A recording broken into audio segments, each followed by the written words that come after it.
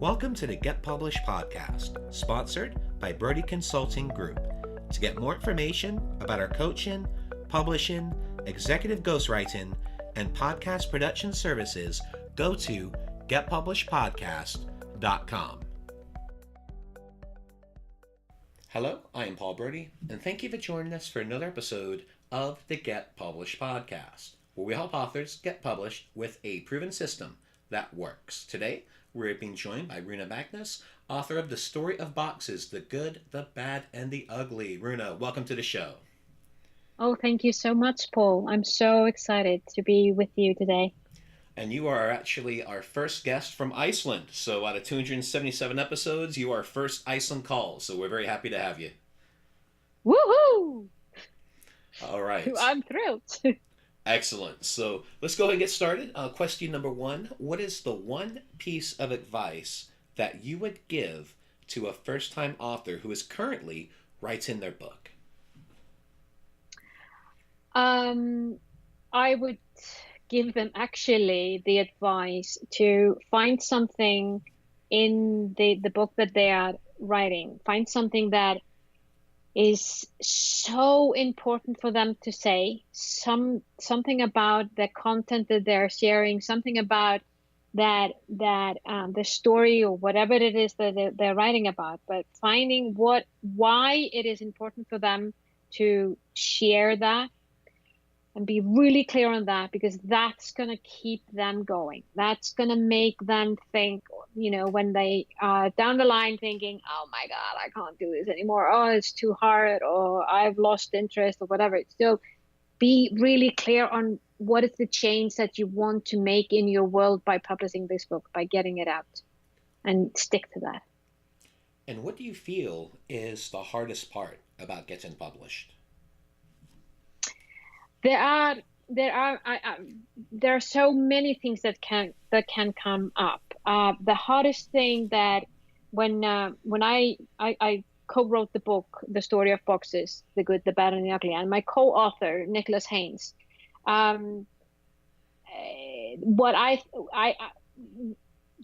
through the whole process of writing it and publishing it, I think there were things like the length of the time that it took to write it, and the time that it took to do all the itty-gritty things.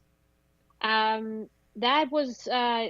really kind of like, I would say, I needed to breathe in and breathe out on a regular basis so that I would not lose track of the things that I was doing, if that makes sense. So being patient, I think, is the hardest thing. There's so much that you're learning on the way. Well, and that's the thing with it, especially with it being your first book. I mean, it's not, there's nothing difficult about publishing, but there's just so many tedious things, both on the publishing side and then on the book launch marketing side. And, if you just miss one little step, it can screw up your entire launch. Absolutely. And this was my second book. So I thought that I knew all the steps, but it's a bit like giving birth. You forget the minute that you've done it. So, it is a lot of little things that are all important. That's the thing. It's like you can't really pass them. You can't really just say, oh, I'm just going to skip this. Nah, you can't really do that. You have to do them all. Yeah, I think publishing a book's a combination. Obviously, as a guy, I'm speaking a little boldly, but it's almost like, giving birth, or it's like Christmas all rolled into one, because you get such excitement with the book coming out, but then you're like, oh man, did I do all the correct steps? Yeah, I agree. And it was funny, we're actually taping this in mid-March. This episode will go out mid-April, but I actually finally got my 14th book uploaded to Amazon. Our team got it done last night, and we got our first few reviews, and I actually couldn't wait to get up this morning. I actually got up a few hours early because I was so excited about getting this book out there and getting it launched. This is 14 books. This is all, and all the books we do for our clients, but it's still just as exciting as it was 4 years ago. And I think that's the cool thing. If it's your first book, second, third, or even your 14th, there's still that level of excitement where you just can't wait to share this with the world. You just want to make sure it's done right. Yeah, absolutely. Well, and this And was a, congratulations. oh, thank you. And this is actually going to tie in perfectly to our next question, too. And of course, after you get it published, then you got to get it marketed, right? So, what I'd like for you to do is to please share a marketing strategy that you have used in your book launches that has worked well. We decided to do things what I thought it was a little bit different, at least a little bit different from the book launches that I have been a guest at. Let's put it that way. What we did, we got a journalist from the Guardian and the Times to come and spend a time with us with live audience on stage in the central of London, where she interviewed us, and we did that at the same time we broadcasted it live on Facebook. So there were a chunk of people that were watching, both watching worldwide through the live session, plus of course we had a full room in that space that we rented out in the central of London. And that made the launch really unique in many ways, and that was picked up by many of the media, who specifically media around obviously our topic, which has to do with personal development. It has to do with, like we say, human liberation, peace, and happiness. And so that was a good way of doing things slightly different than having a launch party, if you know what I mean. And of course, additional to this, we also used some digital marketing too, but very little actually. This was our big thing, was to be on stage in London. So, what was your strategy with this? So, what I'd like to do is start off with the actual stage event. So, what was your game plan in regards to booking the event, and most importantly, getting the people to the event? What was your strategy with that? Because it sounds like you did a pretty big event. The strategy was to get people, specifically people that are influencers. We wanted them to be there. So we used our PR company, we used our personal contacts, of course, and we were quite active in the social media beforehand, informing people about what we were doing, and at the same time influencing people that are following us on the event that was coming up. So that basically was our strategy. Afterwards, it was really about using that event to continue to draw attention to the book, and the location on the internet where people could reach it on Amazon, on all the Amazon channels. How many people did y'all have at the event? I'm not sure, to be quite honest. Was it over 100, less than 100? No, there was less than 100 people, yeah. But it would probably have been, I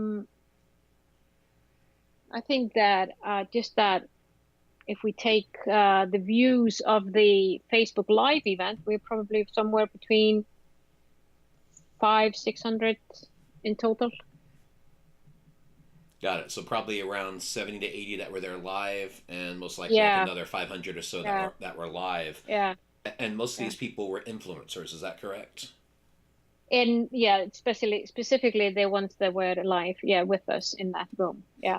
So that was what we wanted, because from there we could actually book another interview. We could actually book speaking events and other things that were coming up exactly at that same time. So in other words, it was getting them in the room. They got to hear what you guys had to say, and then from that point, you had the opportunity to talk to them about being on their shows. So almost like a press conference, so to speak. Yeah, you can almost say, yeah. That's a great strategy. What I was also going to ask too, you mentioned you got a journalist to interview you. How did you recruit the journalist? I think you mentioned you went to the Guardian, you went to the Times. What was your strategy with that?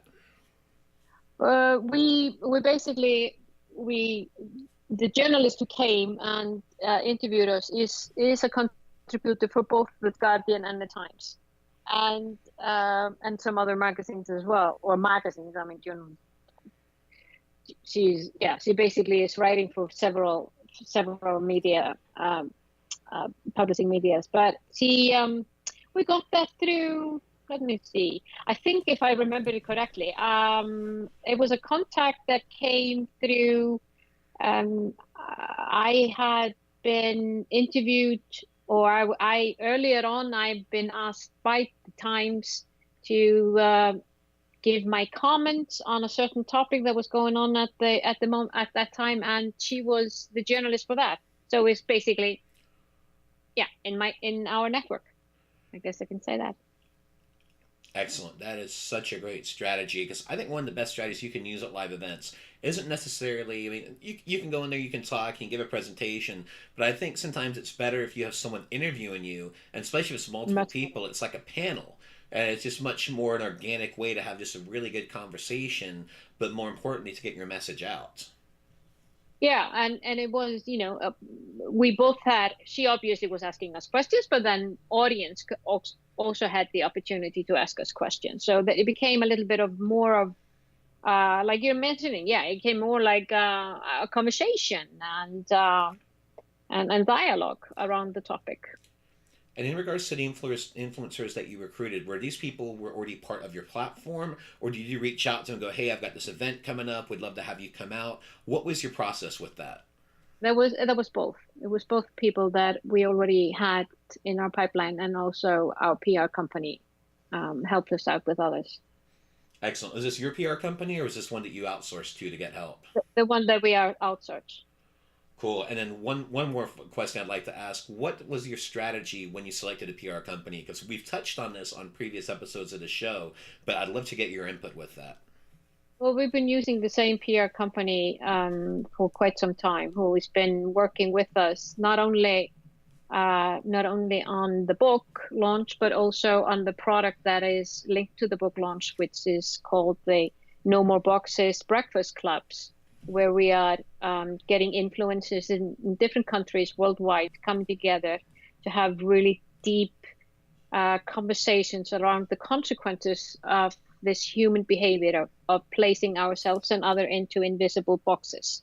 So the PR company has been helping us out with that whole process. So this is just like one link in the chain for them. I love your strategies with this, and I love the fact that you also mentioned a product launch. One of the things I always mention to my clients is you basically you treat a book launch like a product launch, because for every book that you have, you should have a specific product. And I'll give you an example. So 3 of my publishing books, the first one was to launch our one-on-one coaching. Our second one was to launch our group coaching program. And then our third book was to launch our Done For You services and our executive ghostwriting services. But having a specific product for each of those books just makes all the difference. And that's one thing I was telling my clients. Focus on one thing that you want to offer. And if it's a benefit, you feel it's going to be a great fit, focus just on that very thing. And I love the fact that you guys have done that. Yeah, we've done that, and this is why we are being asked to give interviews, to speak on events, to give events. It all comes from that source. Yeah, so I agree with you. There's a whole lot more to this than just writing a book and launching the book. Absolutely. That's just a tiny bit, actually. Yeah, absolutely. That's just the part. I mean, it really is. If you're going to do it right, you have to treat it like a product launch. You have to. Yeah, absolutely. Well, let's go on to the hard question, and that is about your favorite book. So, what is your favorite book, and what was the number one thing that you learned from it? You know what?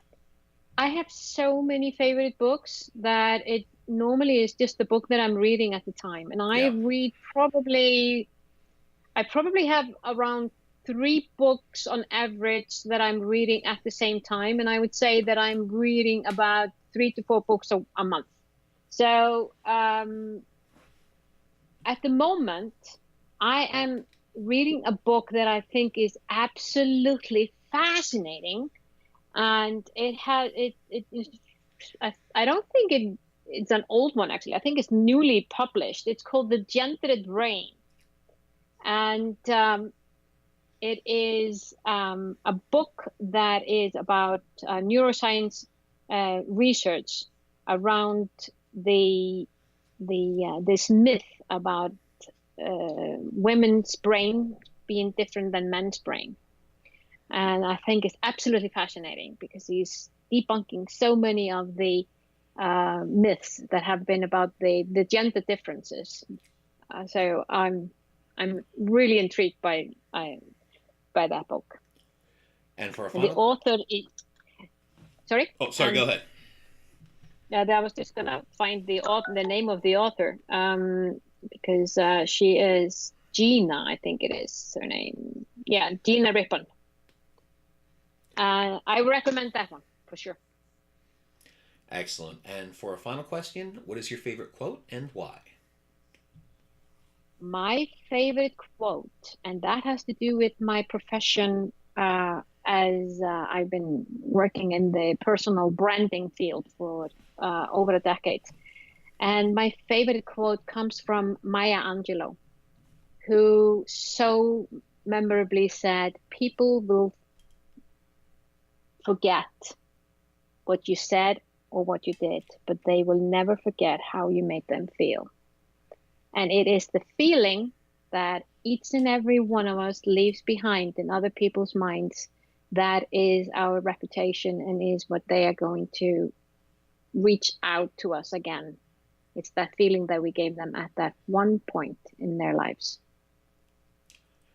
Well, Runa, I want to thank you for being a guest on the show. What is the best way for people to find you online?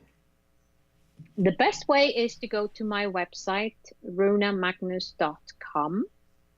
And I am Runa Magnus on all the social media platforms.